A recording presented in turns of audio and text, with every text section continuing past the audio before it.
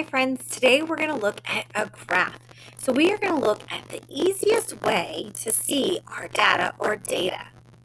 So on my graph here, I have a whole bunch of jumble of crayons and markers, and then I have some markers and some crayons here, and then I finally have them in a graph.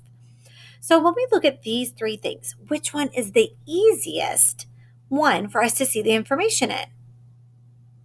The graph, that's right. The graph makes it easy to see the information because it puts it nicely in a chart for us so we can quickly look at it and we can see which group has the most and which group has the least.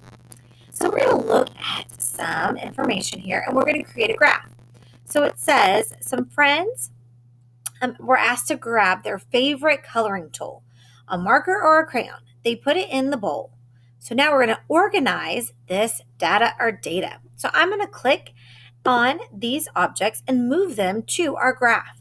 So I have markers on this side and I have crayons on the other. So I'm just going to drag these over here so that we can quickly see our information.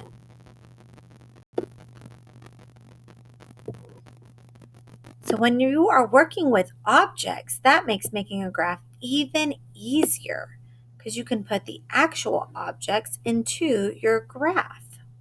We can also make this graph by coloring in how many we had.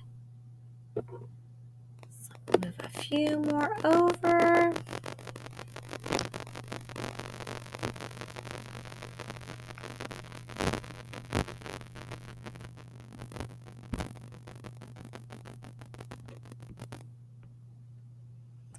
Almost done. All right, one more.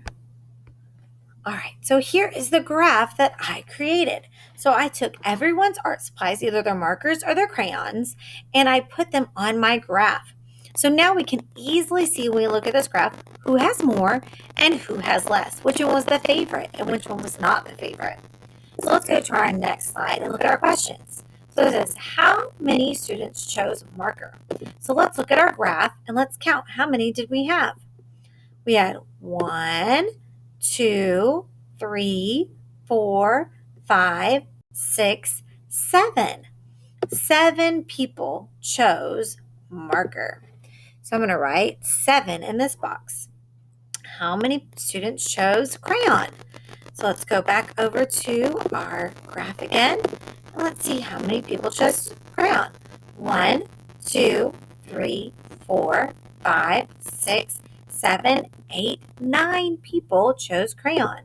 So let's write on our answer sheet, 9 people chose crayon. Now the next question says, which writing tool had the most votes? Do we have more for marker or more for crayon? So we can look at our graph or we can look at our numbers we just answered. So let's look at our graph. We can tell that crayon had more than markers. So I'm going to move my crayon to this box, and it said which one had the fewest votes. Marker was my other choice, so marker had fewer votes than crayon. So you are going to do some activities today with graphing, and you are going to get to ask some of your family members what their favorite is and graph it. So remember, when we are collecting data or data, we always want to collect it in a way that it's easy for us to read, like a graph.